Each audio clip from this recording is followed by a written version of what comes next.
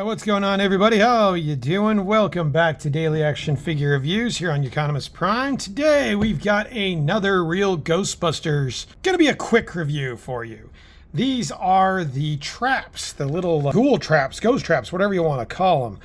Cool little guys. I like these guys a lot. These guys are of course vintage. Came out about 35 years ago, so they are a little, they're worn down a little bit, but they're not that bad. Actually, the seller that I got them from on eBay actually took really good care of these. These guys are some of my favorite Real Ghostbuster figures. I love these guys. I think they're really cool. I have vivid memories of being a child and thinking it hurt when I put my finger in there and it snapped it. So we'll get to that in a second. But before we do that, obviously, there's not going to be any real articulation, and this will be a quick video. Let's take a quick look at these guys. Vibrant colors as always. We've got kind of a dinosaur-looking creature here who's got a nice orange look to him with some decent sculpt work. He's got his nose up there in his eye and some nice little claws going on down there too.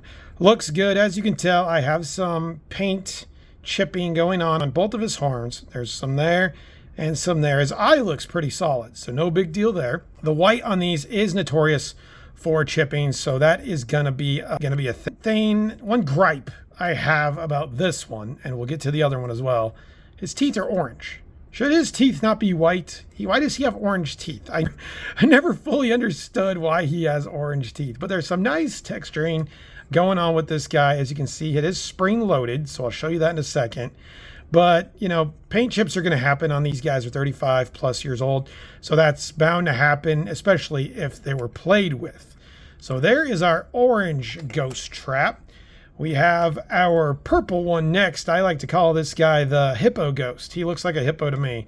So that's kind of what I call him. This one's actually in a little bit better shape.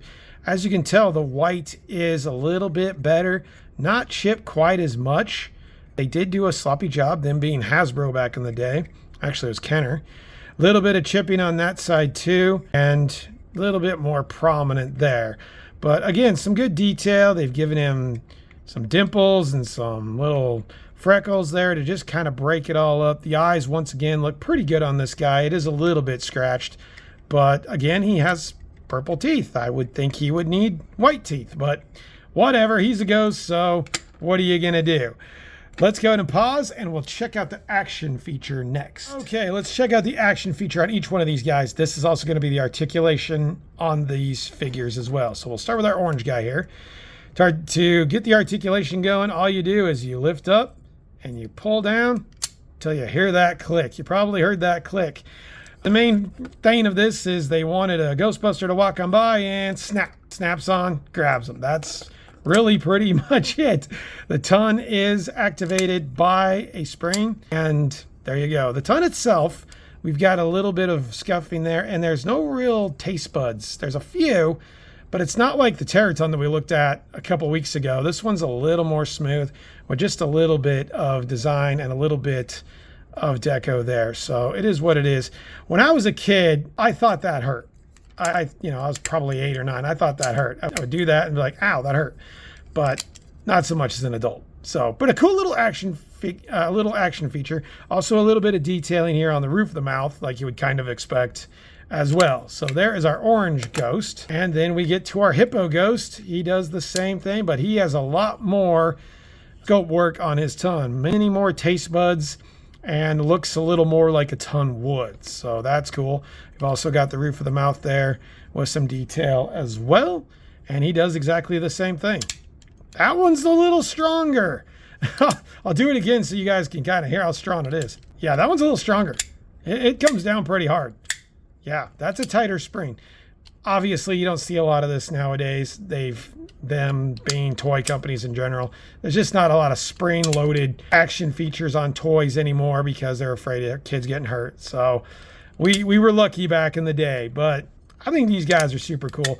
These were probably some of my favorite Real Ghostbusters figures back in the day, and I really am happy to have them back as an adult. So that's pretty much it, guys. That's pretty much all they do.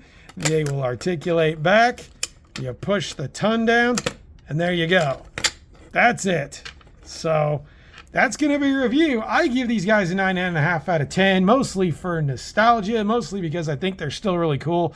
I'm going to knock them down a little bit for easy paint chipping, but overall, these are really cool figures. I recommend you guys go pick them up if you're a real Ghostbusters fan, and I hope you guys enjoyed the review.